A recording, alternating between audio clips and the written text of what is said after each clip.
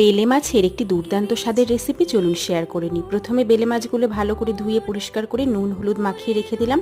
তারপর একটা বাটিতে জিরের গুঁড়ো, ধনের গুঁড়ো, লঙ্কার গুঁড়ো, কাশ্মীরি লঙ্কার গুঁড়ো আর হলুদ গুঁড়ো একটুখানি জল দিয়ে ভালো করে মিশিয়ে রেখে দিলাম। কড়াইতে তেল গরম করে মাছগুলো উল্টে পাল্টে লাল লাল করে ভেজে নিলাম। তবে খুব বেশি কড়া করে ভাজার প্রয়োজন নেই, সোনালি রং হলেই মাছগুলো ভেজে নিতে হবে।